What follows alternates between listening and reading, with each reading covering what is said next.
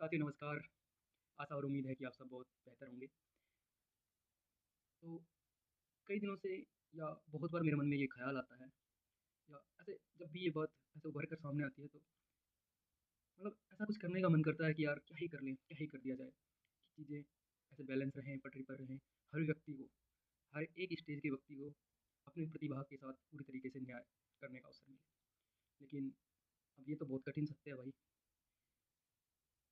जिसको हम सबको स्वीकार करना ही पड़ता है कि हमारी चाहे शिक्षा प्रणाली हो या हमारी कोई सामाजिक व्यवस्थाएँ हों, बहुत हद तक ज़िम्मेदार होती हैं उन सब चीज़ों के लिए, जिनके लिए शायद वो प्रतिभा सीधे तौर पर या अदृश्य तौर पर भी उसके लिए वो स्वयं ज़िम्मेदार नहीं होती है। अगर हम एथिकल रूप से देखें, संवैधानिक रूप से देखें, चाहे शिक्षा का अधिकार हो, चाहे व्यक्तित्व की आज़ादी हो, चाहे समानता का अधिकार हो, ऐसा कोई भी बिंदु नहीं है जो किसी व्यक्ति के साथ विभेद करने की हमें छूट देता हो। फिर ये सब अवसर की समानता, अवसर की समता, संविधान ने तो सारी आज़ादी दी है, सारे मुद्दे दिए हैं, बहुत सारी और भी अधिकार दिए गए हैं, लेकिन क्या वो रियल में ज़मीनी स्तर पर लागू हो पाते हैं? आप और हम बहुत बेहतर तरीके से इन सब चीज़ों को जानते हैं। और आप या मैं, हम जहाँ जिन क्षेत्र से आते हैं या जिन चीज़ों को हम फेस कर रहे हैं, इतना शायद तो हमको पता होता है कि जितना बाहरी दुनिया में बताया जाता है, उतना सच तो किसी भी रूप में, किसी भी तरीके से नहीं है।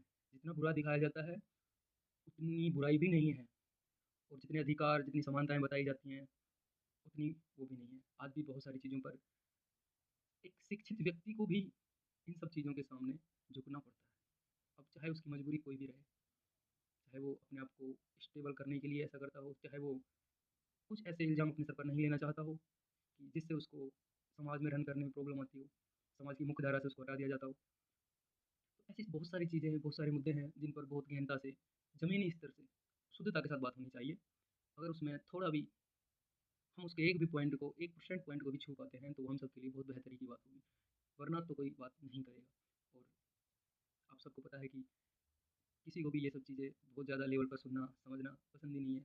आप सब लोग थके-हारे अपने काम से, अपने वर्क से, अपने कर्म से, अपने फ़ील्ड से आते हो, तो किसी को ये सब चीज़ों की कहाँ पड़ी है? कौन बात करेगा इन सब चीज़ों की? और इससे हट के फिर जब हम प्रकृति के संरक्षण की बात करेंगे, अस्वच्छता की बात करेंगे या और बहुत सारे ऐसे पॉइंट्स हैं जो इस चली आ रही पृथ्वी में हमको भी तो मिले हैं ना, सर्वाइव करने के लिए। तो क्या हम आगामी पीढ़ियों के लिए वो सब चीज़ें सुरक्षित और अच्छे बेहतर तरीके से छोड़ के जा रहे हैं? तो इन चीज़ों पर भी तो ध्यान करना पड़ेगा ना, क्या फिर हम किस लिए आए हैं? तो हम कोशिश कर रहे हैं, अब थोड़े बहुत जितना भी अपने से हो पाएगा, हर लेवल पे बात भी करेंगे और अपने स्तर से जो कार्य होगा, वो हम आज से अभी से शुरू कर चुके हैं और आगे अनवरत उसको जारी रखने का हमेशा प्रयास करेंगे। तो एक बार फिर स्वागत है आप सभी का इंस्पायरिंग नॉलेज पर, और हम कोशिश करेंगे कि आप सब इंस्पायर्ड रहें, नॉलेजेबल रहें और आपकी ये नॉलेज और ये आदतें आपके जीवन को भी बेहतर करें और समाज के हर पक्ष पर आप इन सब चीज़ों का प्रभाव पड़े। तो एक बार फिर आपका स्वागत है, नमस्कार। तो अब बात हम जिन चीज़ों की कर रहे हैं, वो मुद्दे क्या इतने ईज़ी हैं? क्या इतने आसान हैं, जितना हम बोल रहे हैं? नहीं, कदापि नहीं। आप एक भी पॉइंट को उठा के देख लीजिए कि उसके सामने प्रॉब्लम क्या आती है। भाई प्रॉब्लम सच्ची में देखा जाए तो हम खुद ही आते हैं। हर एक बच्चा वो चीज़ें जो फेस करके आज कॉलेज में है, आज किसी और फील्ड में वर्क भी कर रहा है या फिर कोई पढ़ाई कर रहा है या फिर कोई तैयारी कर रहा है, वो जब घर से बाहर निकल कर और बाहर में भी जब दूसरे फील्डों में जाकर शिक्षा पद्धति को देखता है या वहाँ पर आने वाली चुनौतियों को जब वो समझता है, देखता है, या उससे सेम परिस्थिति के लोग या सेम मेंटल एबिलिटी के लोग जब उससे बेहतर कुछ चीज़ें कर पा रहे होते हैं, तो उसको फिर शिक्षा पद्धति की याद आती है कि यार हमें स्टार्टिंग में बहुत सारे कंसेप्ट क्लियर नहीं हुए, बहुत सारी चीज़ों पर वो सवाल खुद से करता है। लेकिन जब फिर वही बच्चा घर जाता है, तो आज भी वो शिक्षा प्रणाली अनवरत रूप से जारी है, उसी तरीके से जारी है। उसका मन करता होगा, ऐसा नहीं है कि नहीं करता होगा। हर एक बच्चा अब वो नॉलेज ले चुका है या ले रहा है जो पहले नहीं मिली थी। लेकिन स्कूलों में या उन प्रणालियों में तो आज भी वैसा ही हो रहा है, फिर उसको कौन चेंज करेगा? फिर वो सोचता है कि यार मैं क्यों लूँ ये सब चीज़ें? और जब वो लेना भी चाहता है या करना भी चाहता है, कुछ कहना भी चाहता है, तो बहुत सारी बाधाएँ उसके सामने आ जाती हैं। चाहे वो समाज की हों, चाहे वो बड़े बुजुर्गों की हों, या कुछ ऐसी पद्धतियाँ, ऐसी रूढ़िवादी पद्धतियाँ जो परंपरागत रूप से चली आ रही हैं, उनके खिलाफ कोई सवाल ही नहीं करता है। सवाल करने का हक ही नहीं होता है, यहाँ तक भी कह दिया जाता है। अब जब ये सब बातें हो रही हैं, तो फिर और भी बातें निकल के आएँगी। पहली बात तो शिक्षा की हो गई, दूसरी बात फिर स्वच्छता की हो गई, खेल की हो गई, फ़िटनेस की हो गई, शिक्षा को सही तरीके से लागू करने की हो गई, और ये सारी चीज़ें अपने आप में कनेक्टेड हैं। और जब हम एनईपी 2020 की बात करते हैं, तो उसमें सबसे बड़ा बिंदु जो सरकार ने हम सबके सामने लाया है, वो यही है कि खेल-खेल में शिक्षा दी जाए। इसका रूप भी बदल दिया गया है, 5334, मतलब कि बच्चे को फर्स्ट क्लास में आने से पहले 2 साल तक खेल के माध्यम से, आंगनबाड़ी के माध्यम से उसको स्कूल की पहली क्लास में आने से पहले वो सब परिवेश सिखा दिया जाए अपनी मातृभाषा में, खेल की भाषा में, जिसको उसको आसानी से समझ में आता। फिर भी कुछ कुछ ही ऐसे क्षेत्र होंगे या जहाँ पर ये सब चीज़ें पूर्णता के साथ लागू हो रही हैं, जहाँ अच्छे खेल के मैदान भी हों, जहाँ के सारी व्यवस्थाएँ अच्छी हों। तो भाई जब ये सब चीज़ें नहीं होंगी तो फिर बच्चा वही परंपरागत तरीके से ही सीखता आएगा। वो घर में क्या कर रहा है? अभी ज़माना टेक्नोलॉजी का पूरी तरीके से आ गया है। अब टेक्नोलॉजी भी अपग्रेड हो गई है। अब उसमें भी भाई एआई वर्ज़न फुल तरीके से आ चुका है मार्केट में, और बच्चे के हाथ में एक पूरी यूनिवर्सिटी होती है। अब उसको वहाँ से क्या देखना है, क्या सीखना है, क्या देखेगा, वो उसको तो नहीं पता है कि कौन सी चीज़ अच्छी है, कौन सी चीज़ उसकी सेहत के लिए, उसके संपूर्ण शरीर के, उसके संपूर्ण व्यक्तित्व के विकास के लिए आवश्यक नहीं पता होता है भाई। किसी को बच्चे को भी नहीं पता होता है, हमको भी नहीं पता था एक एज के बाद। तो अब उस मोबाइल में जो देखेगा, सोशल मीडिया का एक ज़बरदस्त एल्गोरिदम होता है, वो वही चीज़ उसको दिखाएगा बार-बार। उसको कभी समझने का मौका ही नहीं मिलेगा कि मुझे यहाँ से कुछ और चीज़ भी देख लेनी चाहिए थी। मुझे यहाँ फ़िटनेस के लिए भी क्लासें मिल सकती थी, मुझे यहाँ से अच्छा साहित्य मिल सकता था, अच्छे पॉडकास्ट मिल सकते थे, जो उसकी मेमोरी को ग्रो करने में बहुत मदद करते, और बहुत सारी चीज़ें वहाँ से मिल सकती थी। लेकिन उसकी एज के दायरे में उसको नहीं पता था, और गार्जियन को ये चीज़ें पता ही नहीं होती। और एक निवेदन सब गार्जियन से भी है कि आप भी चीज़ों को समझें। आपको कई बार ये लगता है कि हमको बच्चे को घर रख रहे हैं तो हम बेहतर कर रहे हैं, वो हमारी नज़रों के सामने है और वो सही है, लोगों से नहीं मिल-जुल रहा, पढ़ाई कर रहा है। हो सकता है वो पढ़ाई में 2-4 नंबर ज़्यादा भी ले आए, क्योंकि ऐसा हो सकता है, पॉसिबिलिटी है, लेकिन वो कई फील्डों में पीछे रह जाएगा। सोशल स्किल्स हैं, जो उसके नेतृत्व की क्षमता है, मैनेजमेंट की क्षमता है, आपस में कोरिलेशन करने की, आपस में व्यवहार बनाने की, ऐसी बहुत सारे पॉइंट्स हैं जो उससे छूट जाएँगे, और वो इसी एज में बहुत ज़्यादा ज़रूरी होते हैं। तो खेल को बच्चों से दूर बिल्कुल ना रखा जाए।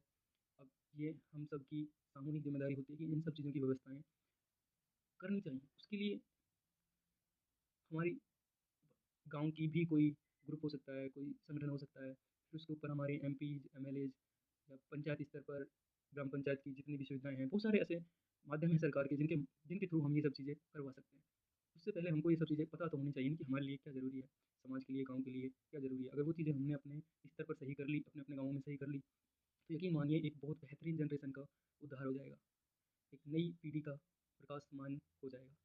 पर अब इन पे बात कौन करेगा भाई?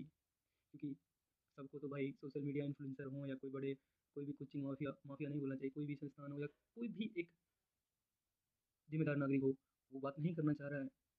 भाई नेता लोग अपने समय पे आते हैं, छोटे से लेकर बड़े स्तर तक के, जैसे ही चुनाव आएँगे अब सब सक्रिय हो जाएँगे। लेकिन भाई आप ग्राम बस्ती के सभी लोगों को खुद देखना पड़ेगा ना कि हमें चाहिए क्या? तो इन सब चीज़ों पे ध्यान दो। आप आपकी आपसी में कैसे भी संबंध हो सकते हैं। एक जगह पर, एक बस्ती में रहने पर संभावना होती है कि 2 व्यक्तियों के विचार कभी भी मेल नहीं खाते। लेकिन इसका मतलब ये नहीं होता है कि वो दोनों लोग आपस में रहकर काम नहीं कर सकते।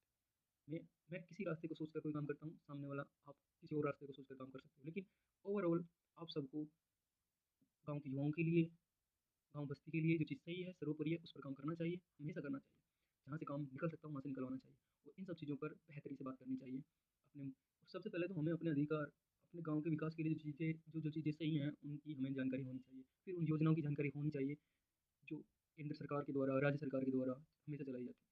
हमें पता तो होना चाहिए कि किन-किन योजनाओं से क्या-क्या हो सकता है। फिर उन्हें कौन लागू करता है, वो सब चीज़ें, अब इनकी जानकारी कौन करेगा? ठीक है, पता नहीं कौन करेगा, भाई कोई नहीं आएगा अलग से।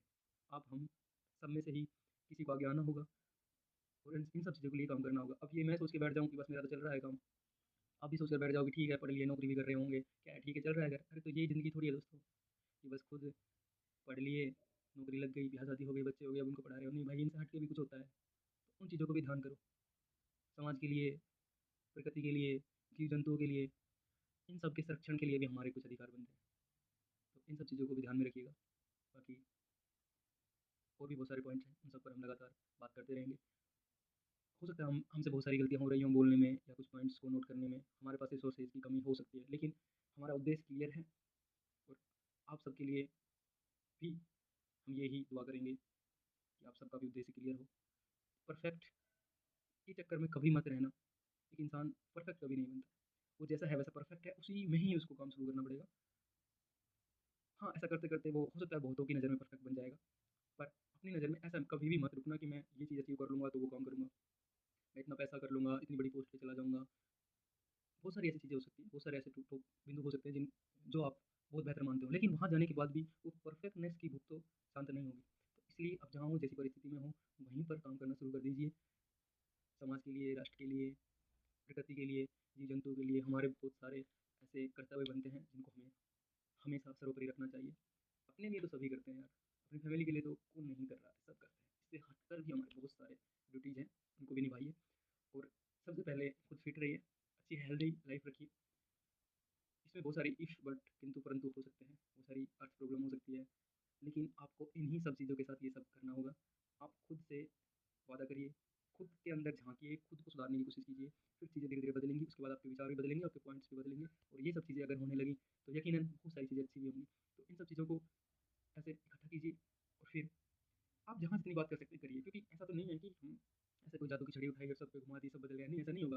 प्रयासरत रहिए, अच्छी चीज़ों को आगे बढ़ाने की कोशिश कीजिए, वो कोई भी हो, आपसे छोटा हो, बड़ा हो, अगर वो सही काम सही चीज़ों की तरफ अग्रसर है, तो उसका सपोर्ट कीजिए।